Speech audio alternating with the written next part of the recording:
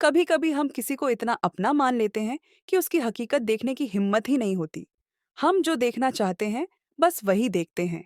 लेकिन सच वो एक दिन सामने आ ही जाता है, और उस दिन जिंदगी या तो संभल जाती है या फिर पूरी तरह बिखर जाती है। चलिए दोस्तों, कहानी शुरू करते हैं। रात के दूसरे पहर में हल्की बारिश की बूंदें खिड़की से टकरा रही थीं। कमरे में एक हल्की रोशनी थी, जिससे आरव और दीक्षा के जिस्मों की परछाइयां दीवार पर थिरक रही थीं। दीक्षा उसकी बाहों में सिमटी हुई थी। उसकी उंगलियां आरव के सीने पर घूम रही थीं। तुम मुझसे कितना प्यार करते हो? दीक्षा ने हल्की आवाज में पूछा। आरव ने मुस्कुराते हुए उसके माथे पर एक नरम किस रखी। तुम्हारी सोच से भी ज्यादा। दीक्षा ने अपनी आंखें बंद कर लीं, जैसे इस पल को हमेशा के लिए कैद कर लेना चाहती हो।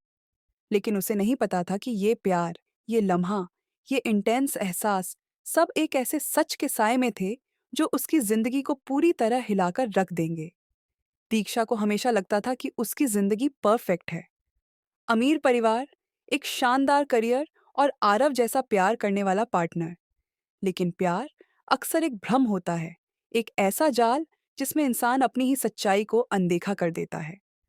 आरव एक पेंटर था, उसकी उंगलियों में जादू था, लेकिन उसकी आंखों में एक अजीब सी उदासी थी, जो कभी-कभी दीक्षा को बेचैन कर देती थी। उसने कभी ज्यादा सवाल नहीं किए क्योंकि वो उससे बेइंतहा प्यार करती थी। लेकिन वो कहावत है ना, जिस चीज को जितना छुपाया जाता है, वो उतनी ही जल्दी सामने आ जाती है। एक शाम, जब दीक्षा आरव के स्टूडियो में अकेली थी, उसने एक पुराना बॉक्स देखा। उत्सुकता में उसने उसे खोला, और उसमें कई पुरानी पेंटिंग्स और अखबारों की कतरनें रखी हुई थीं। लेकिन जैसे ही उसकी नज़र एक तस्वीर पर पड़ी, उसकी सांसें रुक गईं। तस्वीर में एक लड़की थी, बिल्कुल उसकी जैसी। एक जैसी आंखें, वही मुस्कान, वही चेहरे की मासूमियत। दीक्षा का दिल जोर जोर से धड़कने लगा। उसने जल्दी से अखबार की कतरनें उठाईं और पढ़ना शुरू किया। 3 साल पहले रहस्यमयी तरीके से गायब हुई लड़की का कोई सुराग नहीं। यह हेडलाइन उसके हाथों को कांपने पर मजबूर कर रही थी। उसने और अखबार पलटे, और फिर उसे नयना के बारे में पता चला। नयना, आरव की पिछली गर्लफ्रेंड। वो भी दीक्षा जैसी थी, और वो अचानक गायब हो गई थी। कोई नहीं जानता था कि वो कहाँ गई। पुलिस भी उसे ढूंढ नहीं पाई थी। तो क्या आरव उसका कातिल था? उस रात दीक्षा ने पहली बार आरव से डर महसूस किया। वो उसके साथ उसी बिस्तर पर थी जहां वो खुद को सबसे महफूज समझती थी। लेकिन अब उसे हर चीज में डर दिखने लगा था। उसके जिस्म में एक अजीब सी झुरझुरी दौड़ गई। उसने सोने का नाटक किया, लेकिन उसका दिमाग सवालों से भरा हुआ था। क्या मैं अगली हूं? अगली सुबह दीक्षा ने अपने डर को नजरअंदाज करने की कोशिश की, लेकिन अब वो आरव की हर हरकत को शक की निगाहों से देखने लगी थी। जब भी वो स्टूडियो में घंटों बंद रहता, जब भी वो अपने फोन पर किसी अनजान नंबर से फुसफुसाकर बात करता, जब भी उसकी आंखों में वो अजीब सी बेचैनी झलकती, दीक्षा को लगता था कि वो किसी भयानक खेल का हिस्सा बन चुकी है। फिर एक रात उसने आरव को छत पर फोन पर बात करते सुना। उसकी आवाज गंभीर थी। हाँ, मैं समझता हूँ, उसे भी नयना की तरह कर देंगे। किसी को शक नहीं होगा।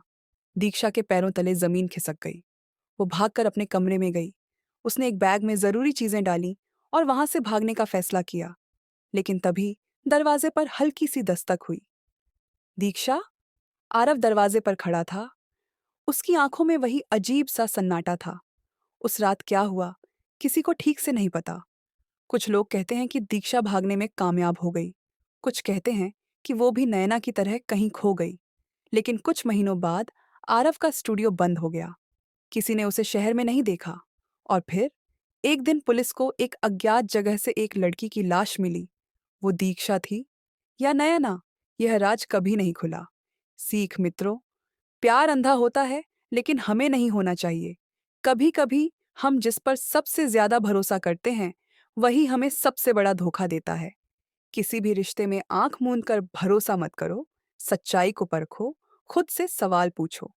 कभी कभी हकीकत डरावनी होती है, लेकिन उसे नजरअंदाज करना ज्यादा खतरनाक होता है।